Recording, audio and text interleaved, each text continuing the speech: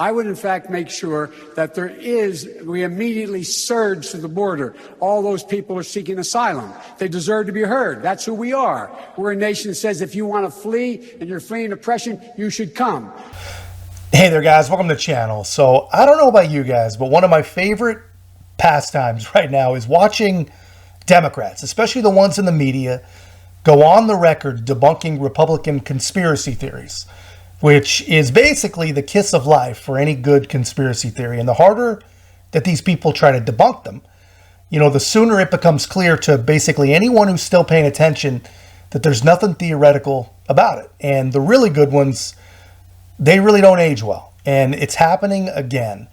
And I don't know how many times, maybe you guys can tell me in the comments, but how many times has the Biden White House been asked point blank, is the southern border open?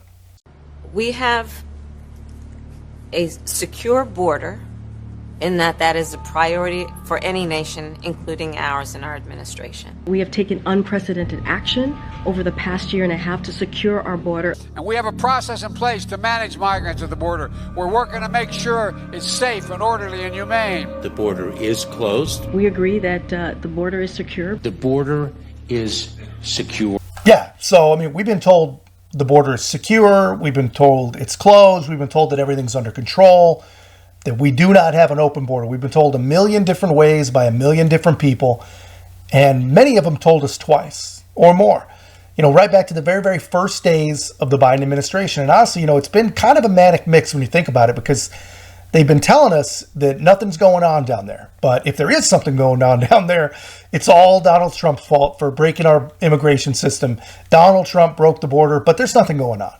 So Joe, he's been in Washington affecting law for 60 years. And the guy that was there for 4 years, he broke the border so bad that now there's nothing going on down there. But if there is something going on down there, it's his fault. Of course, people buy it because it's easy to buy it when you don't see anything.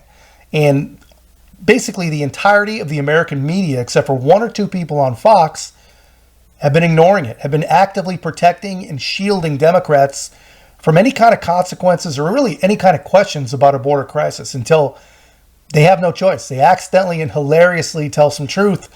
Sometimes even a news crew can't lie when they bump into the right situation. A hoax, and the laptop was real. CNN has finally come around. They've just reported that the border is wide open. CNN sent a crew down to the border near San Diego and visited a guy whose backyard's a migrant highway. The guy's like an illegal alien crossing guard. Even CNN was shocked. I just have to allow them to go through my property. Where are you from? Turkey. This is video shot by Brian Silvis, whose property is up against the U.S.-Mexico border. Silvis wanted to show me where he believes the migrants are crossing the border into his property. As soon as we arrived, we encountered about a dozen walking right in. It's a pretty simple cross over into the U.S., and like that family, it's not that hard. They just step in and they're here. Just an hour after we left Silvis's property, a wildlife camera we had set up at the location captured another group of migrants, much larger than the last, entering the U.S. So our very own stupid son of a border doozy, Bill Malugin, has been reporting this for years. What took CNN so long to figure it out? But not everyone's figured it out. One common Republican claim is that the U.S. has a, quote, open border under Joe Biden. That is just not true. And the border is not open. That is something that is peddled as a talking point, but it's not true. I want to be very clear. Our borders are not open. We have a secure border. Yeah, so you guys see that, and more importantly than seeing it right now, you've been seeing that for years and years and years. And I'm not sure that, I don't think we can even count this as a conspiracy theory come true, because it was always true. It was always happening right there in black and white.